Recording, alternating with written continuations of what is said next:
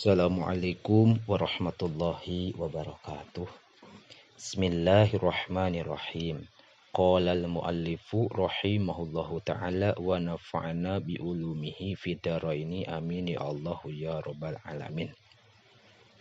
Wa fil hathi sareng eta tetep dina ngadorong ala makarimil akhlaki kana pirang-pirang akhlak anu mulia.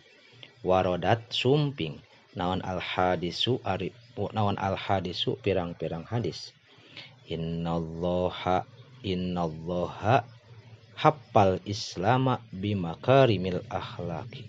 Innallaha sayaktosna Gusti Allah happa eta mager Allah al islama kana agama Islam bimakarimil akhlaki ku pirang-pirang akhlak anu mulia. Wa mahasinil a'mali sareng pirang amal anu sae.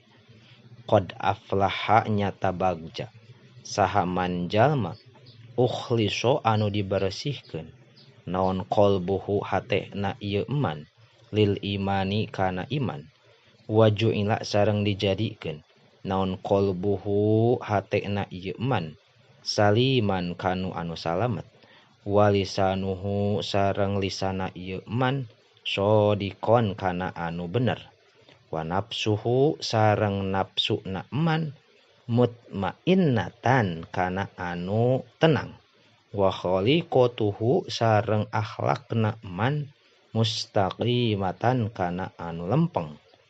Syaraful imani ari kamuliaan iman aya manaka eta yen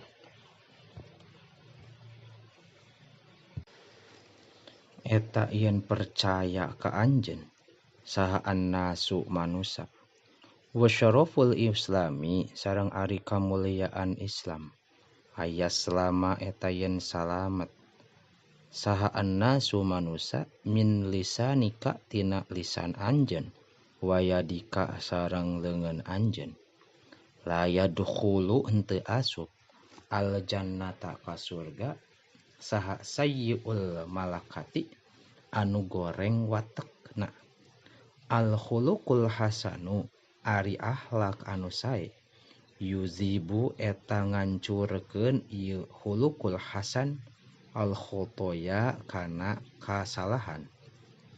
Kama saperti perkara yuzibu anu ngahancurkeun naon alma ucai al jalida kana es. Wal khuluqus su'u sareng ari akhlak anu goreng yupsidu eta ngaruksak ieu su'ul khuluq al amala kana amal. Kama saperti perkara yupsidu anu ngaruksak naon al khallu cuka al asala kana madu. Al yumnu ari untung husnul khuluqi eta saena akhlak.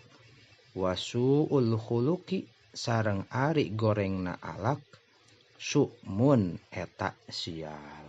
Wallahu a'lam bishawab.